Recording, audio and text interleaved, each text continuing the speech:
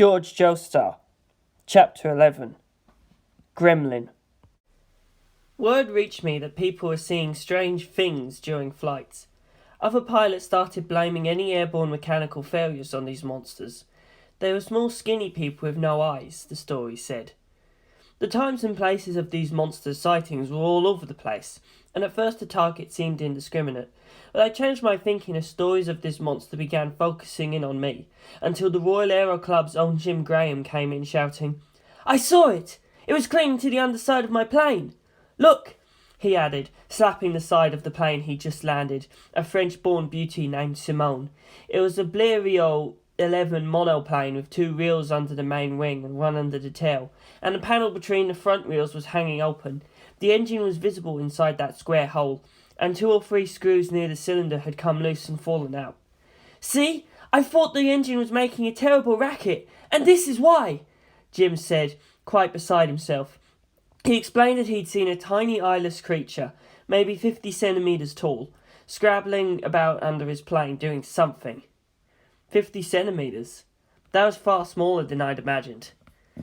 "Nah, it didn't look like a Spaniard at all. No way that thing was human. All its teeth were sharpened, and its claws were long and pointy, and it kept grinning at me like it knew I couldn't do anything. It kept messing about down there, and then the engine started acting funny, and I about shit myself. I turned and came straight back here before that thing made me crash, but it must have dropped off somewhere." Jim began carrying a pistol with him whenever he flew, but he never saw the monster again. People began saying the pistol kept it away and imitating him, but I wasn't so sure. I wanted to prove it was real before I banished it, prove it was the same eyeless thing that had shown up at the motorised manor. So I started bringing a camera into my cockpit, a boxy camera made by Kodak called the Brownie. If anything happened, I would take a snapshot, and if I got a photo, I planned to visit the manor again and get Faraday to verify it. But before that happened, I got a photo of something else. I was trying to photograph J.G. Rowland's stunt flying, and as he turned his Leslie upside down, I saw the silhouette of a plane through a gap in the clouds far behind him. When I showed the photo around, nobody in the club had ever seen anything like it, but I was pretty sure I had. I knew I'd seen it somewhere, but I couldn't quite remember where, until one day the dots finally connected. I'd never seen the plane itself. I'd only seen the schematics for it, when it was just a dream, a scribbling in his notes in the motorised shed. Yes, it was Stephen's motorising. Stephen was supposed to be in France, so why was he flying close to the Dover coast? If he'd flown all the way from France, this wasn't a public flight. This wasn't an area where just anyone could cross country lines whenever they liked. Was he flying home from France? But if he was flying back from France on a plane of his own design, people would be talking about it, and word would have reached us. To begin with, I'd no idea what Stephen was even doing in France. France and England had never really got along, but 8 years ago they'd signed a trade agreement, and travel between the two countries was quite common. I had a lot of pilot friends in France, but none of them had ever heard of Stephen, and none of the airplane makers have heard of him either. It was still a very small industry, so if he was openly involved in it, I would almost certainly have heard something about him. So he mustn't be openly involved, I guess. He was flying his plane in secret, his own original creation. It cost money to make an airplane, so that must be coming from the motorised coffers. Since Darlington was clearly becoming the official heir, she should be aware of what Stephen was up to. With that thought in mind, I visited the motorised home for the first time in 5 years. After the Kenton murder case wound up impossible to prosecute further, Ben Motorised lost all appetite for business. He'd more or less withdrawn from it and had retired to a resort town in America called Miami. Darlington was running the estate and the business all by herself. She'd become even more beautiful and even more imposing. When I showed her the photo I'd taken, she grimaced. "So? Tell me what Stephen's doing." "Don't tell me this plane isn't funded with motorised money, and I highly doubt motorised money is funding anything you don't know about." "You've really grown a backbone, Jorge Joestar." "Thanks," I said, certain now that I was right. Darlington was buying herself time to think about what she should tell me, which meant she knew something. Ignoring her attempts to deflect, I pushed for an answer. "I know a lot about planes, and I know this is the motorising Stephen was designing. The most distinctive aspect is this single-seat design. It looks like a two-seater, but it isn't. He designed it this way so he can easily fly back to the cockpit if he has to jump out of the plane for any reason. This gives him somewhere to fold his wings. No other plane would need the like. Darlington stared silently at me for a while, but at last she said, "Why today?" But it sounded like she was talking to herself, and before I could try to say anything, she said something that came as a complete surprise to me. "George, do you think it's possible for the dead to come back to life?" What? Was she deflecting again? But then, I don't even need to think about it. It's not possible. I was lying. I knew the truth. Some dead became zombies. But that wasn't coming back to life again. That was the dead acting as if they were alive, drinking human blood and devouring human flesh. A shiver ran down my spine. A flavour of fear I hadn't felt in some time. I thought I'd left all that behind me on the Canary Islands. I did my best to keep it from showing. Darlington stared at me intently for another minute, then said, "Yes, but not everyone thinks that way, and there are cultural and religious precedents. Jesus Christ resurrected 3 days after being crucified. People all across the world believed that was true." "What do you mean by this? Does Stephen believe this is possible?" "I don't know, but my father and Stephen are betting on that possibility. They want Kenton back." "But how?" "While you were studying planes, Stephen and my father have been studying ways to bring back the dead, and they found a place in South America that had stories about it, and found some sort of proof that some ritual had actually given life to the dead." "They did?" "A folk religion called voodoo. They have a kind of sorcerer called the Bokor, who said to chant a spell that causes the dead to rise to their feet. Though still dead, they stand. They call these undead zombies." "Zombies?" This was starting to sound a lot like what Straits had told me. "It was slaves that brought voodoo to America originally," Darlington continued. "It seems to have started as a religion on the African continent, but South America is a strange land, and parts of the continent have their own legends of the dead coming back. The Aztecs believed that the dead would become their king. George, have you heard of the stone mask?" This caught me off guard, and I stuttered. "What? The stone mask? What stone mask?" "A tool used to turn the Aztec king into the living dead. We've learned that your father Jonathan spent quite some time studying the mask. It was a long time ago now, but my father once visited your home and remembers seeing the mask hanging on the wall in the parlour." I couldn't keep feigning innocence. I stopped protesting and simply waited to see where Darlington's story would take us. She pressed on towards the heart of the matter. "That parlour burned with the rest of the Joestar mansion in the Great Fire 24 years ago. But do you know what happened in that house the night of the fire?" Darlington didn't wait for me to answer. "Your grandfather, also named Jorge Joestar, gathered a bunch of policemen to arrest his adopted son, Dio Brando, who was trying to murder him. They all died, but they weren't burned to death. Not one person there died in the fire. All the policemen were murdered before the fire began, in the most horrible, horrific manner possible. We've obtained a copy of the police report describing the condition of the bodies. Their arms and legs were torn off, their heads split in half. One of the policemen had 2 holes in his head, as if 2 fingers had punctured his skull." "Hold on a second. There. Right.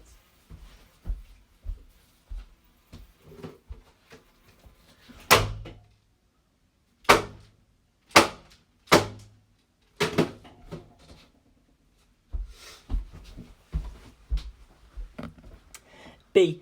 Anyway, Darlington may not have noticed, but even I didn't know the story in that much detail.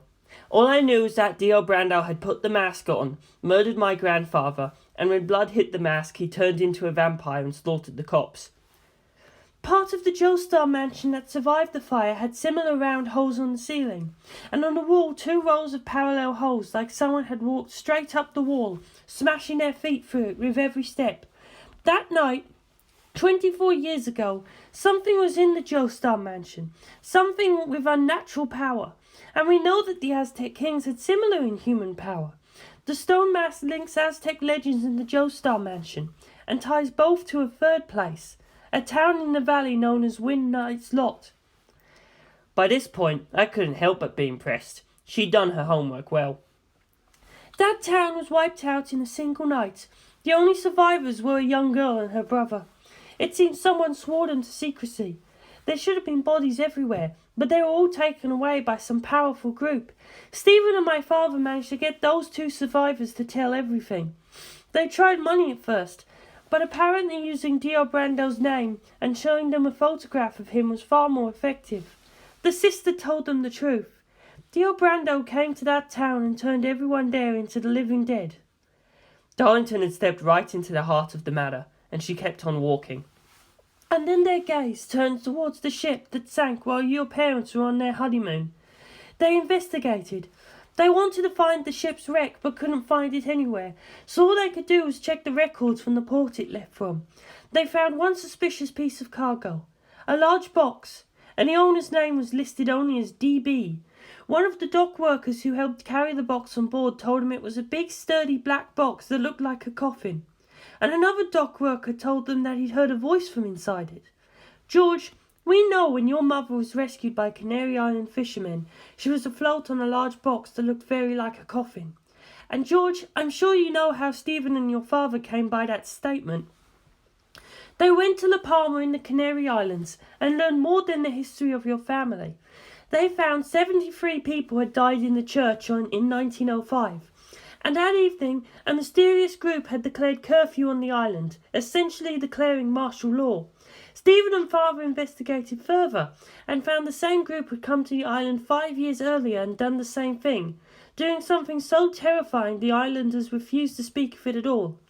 George, I'm sure you remember this. The incident with the Torres family. Alejandro Torres came to your school looking young, walking on the ceiling with large fangs sticking out of his mouth. And the ones who defeated this monster were you and the girl who'd been living with you, Elizabeth Straight. 5 years later, on the second night of horror, she worked with that group and left the Joestar home for good. After that, we were unable to trace her movements, but she was always with you when you needed her. Any time you were in trouble, she would come. Right? She even stayed in the Westwood jail with you. I really didn't expect her to know that. How? I'm the one who tracked that lead down. Had to use a photo of Elizabeth Straits in grade school. Even as a kid she was a beauty, very mature looking. When I showed it to the police officers, they all acted like they'd been struck by lightning.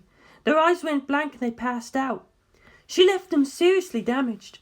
I've no idea what she could have done to knock out all those men, but several of them definitely remembered seeing Elizabeth, seeing her walking freely in and out of the jail. The police officers themselves had no idea how or why she was able to do that, but I think you know, George. It's obvious she was only there because you were.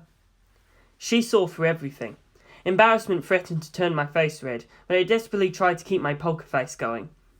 I understand now why you never showed interest in other girls, George, Darlington said. A girl that impressive already had you locked up. Your feelings, your heart, your very body. She's got them all tamed. She's trained you so well you'd never even consider cheating on her. She has. The look on my face must have been a sight, because Darlington burst out laughing. Sorry, I just couldn't resist. No, I think the truth is, very few girls can live up to someone so beautiful and amazing. Oh. Wait, what are we talking about? My point is, Darlington said, getting back on track, my father and brother are so desperate to bring my sister back to life that they've gone a bit too far. The Aztec legends, the stone mask, the incident at the Joestar mansion, and Elizabeth Straits herself have all led them to finding the group she works with. Today I just received word from Stephen. Stephen thinks I agree with what they're doing, but I don't. I mean, she was my sister, and it was a great tragedy, but dead is dead. Stephen's crime won't vanish if he brings her back, and now that she's dead, even if Kenton comes back to life, there's no guarantee she'll be the same Kenton we once knew. Especially given the Aztec legends and everything that happened with Dio Brando, which suggests that all this will lead to nothing but sadness and horror. It would. Lisa and the rest of them were fighting every day to prevent that. What Stephen's trying to do, I said, will almost certainly not pay for his sins or honour Kenton's memory. I remembered what my mother had said 7 years ago on La Palma, that this story concerned not just the Joestar family, but all mankind. Wind Knight's lot may be a small country town, but even then the reason almost everyone had been turned into a zombie in a single night was because once a zombie drank your blood or ate your flesh, you turned into a zombie too. And that infection spread with terrifying speed. That was the reason the Hamon masters had ordered the villagers not to leave their homes when the Antonio Torres incident was going down. Tell me, George, what should I do? My family have lost their minds and I can't stop them. I hate to say it, but most of the motorized fortune is under their control, and I can't stop them using it how they please. I'll start by contacting Elizabeth Straits. I'll warn her about what's going on here, and I'll ask her to take care of your father and Stephen gently. Don't worry, Darlington. How can I put this? The group Elizabeth Straits is with is made up entirely of amazing people, and they're all people you can trust. I'm sure they'll be able to help your father and Stephen see reason. Really? Are you sure, George? They won't let Kenton turn into a zombie? I'm sure. Even if she did turn into a zombie, Lisa would destroy her in the blink of an eye. You don't need to be scared of anything like that. A shudder ran over Darlington and she burst into tears. Thank God! I was so scared I can't tell you how much. I considered putting my arms around her suddenly frail-looking shoulders, but decided against it, striking a cheerful tone. Haha, what a coincidence I happened to take a picture of Stephen's plane and stop by just in time. Why today? Darlington had said. But wasn't it a good thing I'd come today? That's not what I meant, Darlington said, but before she could say anything else, a car pulled up out front, and when she saw it, she hastily wiped her tears. A tall man got out of the car, greeted Faraday, and strolled into the house as if he owned the place, calling out, I'm home, da. Home? Da? I thought only Stephen and Kenton called it that.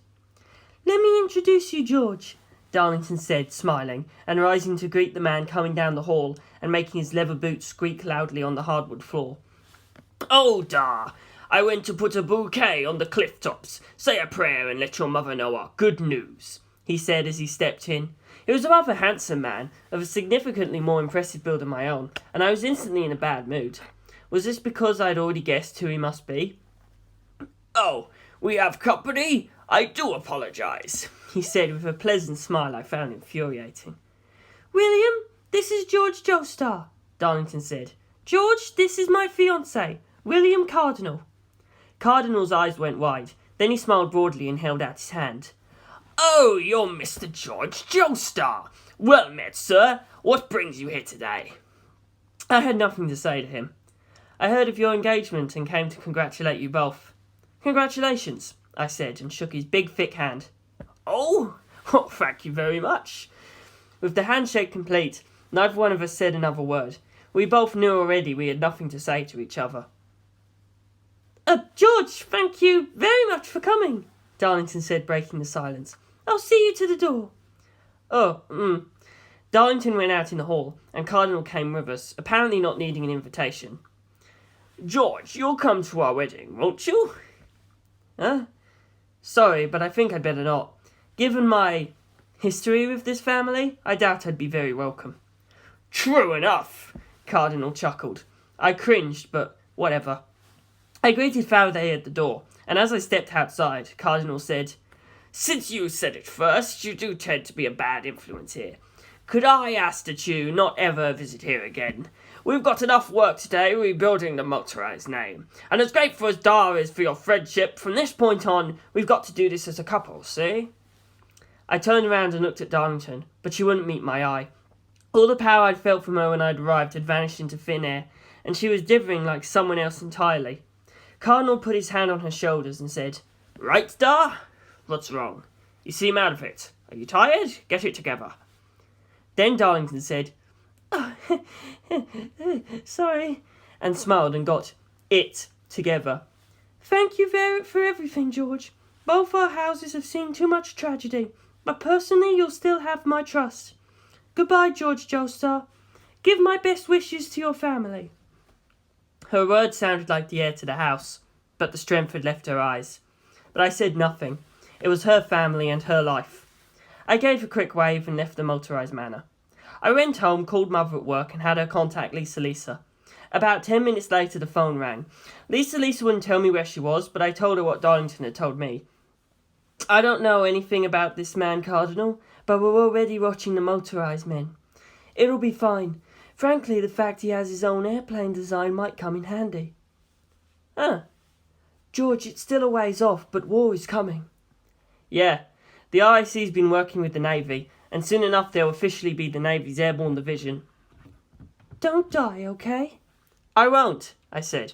Planes won't be used for anything but scouting anyway, and how exactly are they going to knock us out of the sky? Only way we'll crash is sloppy maintenance. Shortly after that, the English Royal Flying Corps was officially created, and I joined the Royal Naval Air Service. While learning how to fly a hydroplane, I took part in training on how to take off and land from the deck of a new type of warship, which I thought went pretty well. Once I put my hands on the flight stick, I stopped thinking about anything complicated or difficult and focused. Being dumb was a great help. But while plenty of guys could take off and land on a ship at harbour, the only pilots who could do that from the deck of an aircraft carrier sailing across the ocean were me and Jim Graham. So I was just thinking that aircraft carriers weren't going to be all that useful when the world went to war. The heir to the Austro-Hungarian Empire's throne was killed by a Serbian, and they declared war against Serbia. Germany and Austria had joined the Triple Alliance, and while dealing with Serbia also invaded Belgium intent on swiftly taking down France. But since they'd already attacked a neutral country, England also joined the war, and since Russia mobilised far faster than expected, Germany demanded that Austria deal with the Russian assault, and Austria plunged into chaos. The third member of the Triple Alliance, Italy, initially ignored Austria's territorial dispute before eventually joining England and France. At the same time, the Ottoman Empire, itself locked in a territorial dispute with Russia, threw in with Germany and Austria, and since Japan and England had signed a treaty, Japan joined the war, and the British Empire's territories of Canada, Australia and New Zealand all pitched in, and quite literally the whole world was now mixed up in it. So I fought too. The main duty of the Royal Naval Air Service was finding enemy ships and submarines, and at first we flew hydroplanes in pairs watching the English Channel. But since Jim and I could take off and land on an aircraft carrier, we got moved to the Great Wide North Open Sea. For the first 2 weeks I was partnered with a navigator named Frank Damaris, but he kept muttering, "It's your fault, I'm out here risking my life," over my shoulder the whole time he flew, and eventually he got to me and I punched him the moment we landed and fired his ass. Frank seemed grateful though. Certainly there were a hell of a lot more enemy ships, but finding them saved a lot of English lives. The ship's guns almost never hit, and compared to the trench warfare the army was bogged down in, we got to be up in the sky and free and enjoy ourselves. So what the hell was so damn scary, I thought. But fine, he was scared, and I couldn't be bothered getting another navigator. So I started flying alone and doing some pretty crazy shit. I piled bombs in Frank's empty seat, and used them to bombard German ships from the air. I knew they were actively developing proper bombing equipment, but until that reached me I wanted to do what I could. Unless you did something really stupid, planes weren't about to get hit by any ships, and from the sky battleships looked super unprotected. So I tried tossing bombs out of the plane as I flew over them, and like I expected they hit and I was officially getting results. I was pleased. It was much better to have me blow them up than having English ships fight them head on with lots of casualties. Jim disagreed. "We should just do what we're told to do. If we fly right over a battleship, we're much more likely to get shot down, and it's no glory in death." That way of thinking was kinda shitty, considering we'd already earned a relatively safe job flying planes. I said as much, and Jim and I had the flight we'd never quite got around to before the war started. I mean, Jim didn't say that shit lightly, and only felt comfortable speaking his mind on the matter because it was me he was talking to. But it still felt cowardly to think like that, considering all the other English soldiers out fighting for England right now. If we weren't motivated to protect people, we'd never make it through this war, I thought. I felt pretty smug about it, but a single bullet ended that. Bang! I was flying Starshooter, a hydroplane I'd made a few modifications to, and there was now a hole open in the right side of it. I stared at it, confused. How had I been shot from the side? Had Jim finally snapped and turned that pistol of his on me? I looked to my right, and saw a German Albatross headed right towards me. Machine gun barrels on both sides of the body spit fire again. They hit. Not me, but Jim's Simone hydroplane. He'd been just above me on my left, saw the Albatross attacking before I did, and tried to gain some distance. His wings had gone diagonal, and a hail of bullets licked the length of them. The body broke in half before the wings broke up, cracking like an egg and dropping Jim like a yolk towards the ocean below. So I quickly stuck Starshooter under him and caught him in midair. When he fell on the pile of bombs behind me, I gulped a second, but I didn't blow up and I didn't have time to worry about it anyway. I had to dodge the wreckage of Simone as it fell all around me, and for a moment I caught the eye of Jim's navigator, Peter Fraser, as he in the rear seat fell with the tail. Peter was trying to stand up out of his seat like he planned to jump over to my plane, and I wanted to catch him, but I had to move away from him to avoid the remains of the wings, and we both knew I wouldn't make it back in time, even if I tried to come back for him. "George! He's coming back!" Jim roared behind me, so I made a sharp turn, found the albatross coming at us, and yanked my stick to avoid the gunfire. The albatross turned and followed close on my tail, so I rocked the plane left and right, making it hard to get a bead on us as a feint. But the moment the albatross started getting comfortable with our speed, I suddenly shot upwards. I kept that nose up as the sky flipped upside down, and we were flying upside down too. "Ah! Ah!" Jim yelled behind me. The bombs in the back seat went flying out, bouncing off Jim as he tried desperately not to fall out. I'd never even tried to fly upside down, and even though I pulled it off, the albatross calmly made a sharp turn and parked itself on our tail as I righted us, so I told Jim to throw a bomb at it. "I'll never hit it!" Jim shouted. "Just throw them! They don't have to hit!" I yelled back, and brandished my pistol. "Ah!" Jim yelled, not following my drift at all. He threw a bomb, and I shot at it. Bang, bang, bang! The bomb exploded in the air with a tremendous boom, right next to the albatross, and the blast and fire knocked it sideways, and must have burned the pilot badly, since the plane dropped away without correcting course. "Jesus! Can you do that again?" Jim asked, because there were 2 more planes coming towards us. "Nope, let's run for it." We had to get this information to our forces. But these Albatross fighter planes not only had the machine guns timed to the propellers so they could fire through them without hitting, they were also much faster than the old models, and they caught us in no time. I couldn't dodge the volleys fast enough and they blew off my tail ring. "Fuckers!" Jim yelled, and this time threw a bomb and tried to shoot it with his own pistols, but before he could pull the trigger, the enemy's bullets hit it and boom! The 2 Albatross planes shot straight into the blast radius, came out on fire, and in the ensuing panic tapped wings, lost their balance, crashed into each other again, got stuck together, and fell away, still entangled. We watched this in silence, then both broke up laughing.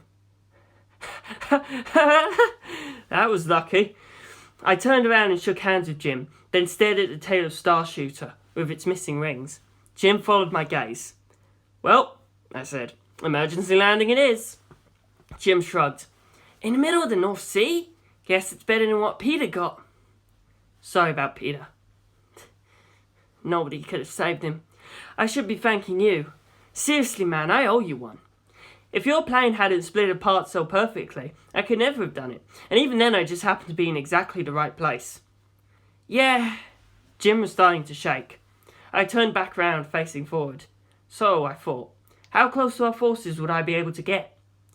Not at all close, I decided instantly. That first shot from the side had scratched the fuel tank, and the fuel gauge showed we were out of petrol. And no sooner did I notice than we ran out completely, and the engine sputtered and the propellers stopped. We were still 800 metres up. We were in for a long fall. "It'll be fine. I'll land this thing on the water, no problem," I shouted. "I'm getting rid of these bombs," Jim yelled and started throwing them overboard. One after another they vanished into the low-lying clouds around us. Everything around us was white. Except between the silhouettes of the unmoving propeller blades was a tiny face. A face with no eyes. It was grinning at me, its mouth filled with fangs. There was petrol running down its chin like drool. We hadn't run out of fuel. He'd sucked it all out. The little monster gargled the petrol, cackling. "Hey, Jorge Joestar! I'm afraid you're gonna die here. And after you're dead, I'm gonna kill your family too. Their deaths will be even worse than yours."